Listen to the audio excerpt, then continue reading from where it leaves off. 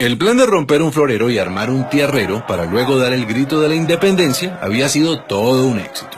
Pero la corona española no se iba a quedar así. Cuando Napoleón fracasó en su campaña y Fernando VII recuperó el trono de España, lo primero que hizo fue enviar a Pablo Morillo y al virrey Juan de Sámano a reconquistar América. Mientras tanto, los criollos no se ponían de acuerdo en cómo organizar la primera república. Había realistas y patriotas, y a su vez los patriotas se dividían entre centralistas y federalistas, y en medio de esa discordia llegó el contraataque español.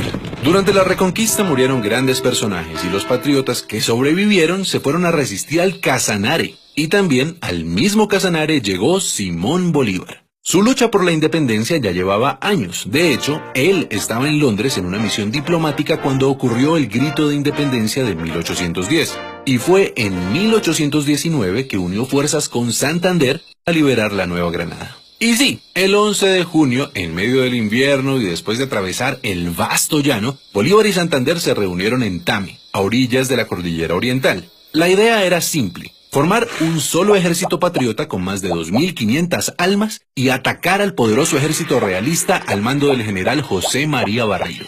El plan era lo complicado. Había que llegar al centro del país sin ser vistos. Y para ello, la única opción era una odisea: escalar la Cordillera Oriental hasta el páramo de Pisba a 3.500 metros de altura. Eso sí, antes de emprender el ascenso había que tomarse un puesto de vigilancia en las Termópilas de Paya, la primera victoria. Por supuesto, ni el ejército ni los caballos estaban acostumbrados a escalar montañas y muchos murieron en los peñascos. Pero el heroico plan funcionó y el 5 de julio la vanguardia patriota alcanzó el poblado de Socha. Por suerte no había realistas por ahí. En cambio, la gente de Tunja vino a recibirlos con comida, mantas, ropas y cuanto pudieron ofrecerles. Y después de un merecido descanso comenzaron las batallas. El 11 de julio a la salida de Gámeza ocurrió el primer choque. Ambos ejércitos terminaron por replegarse, pero Barreiro notó la furia de los que antes llamaba andrajosos y empezó a defenderse de Bolívar, quien ganó la iniciativa a punta de astucia y conocimiento estratégico.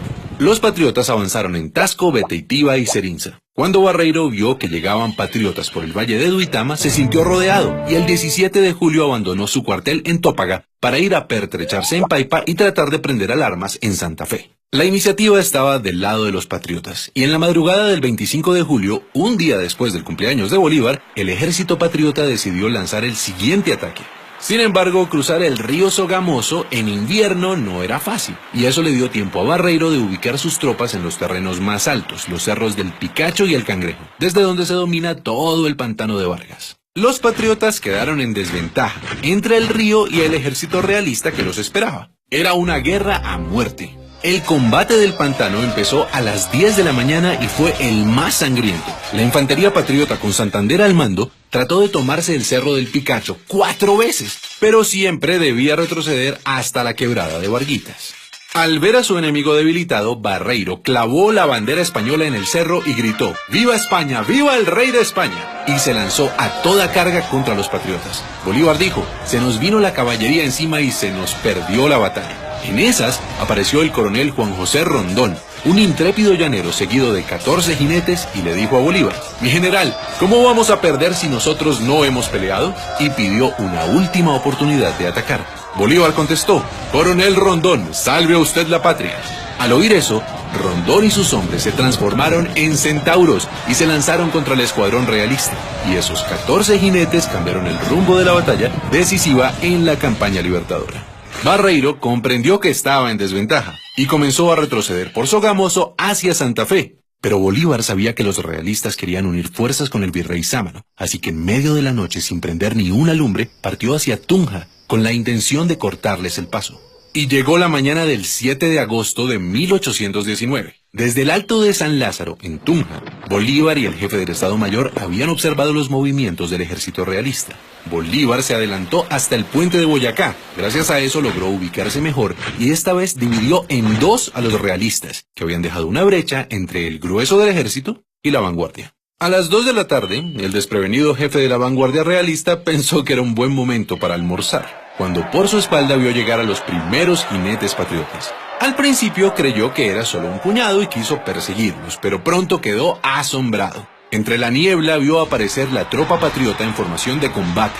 Durante la batalla, Bolívar se ubicó en lo alto, en la casa de teja, para controlar los movimientos desde ahí, A las 3 de la tarde la pelea era intensa, pero los patriotas estaban comunicados entre sí, mientras que los realistas seguían divididos. El general Santander hizo retroceder a la vanguardia realista hasta el otro lado del puente de Boyacá, donde los patriotas los esperaban. Y aunque el grueso del ejército de Barreiro atacó, otra vez Rondón y sus lanceros embistieron sin miedo, de frente y por el centro. La victoria fue rápida y contundente. Barreiro fue arrestado y el ejército realista se dio por vencido. Así, a las 4 de la tarde del 7 de agosto de 1819 terminó la batalla, y con ella una travesía que abrió las puertas a la independencia de todo un continente. Celebremos la batalla de Boyacá recordando a todos aquellos hombres y mujeres que lucharon por nuestra libertad.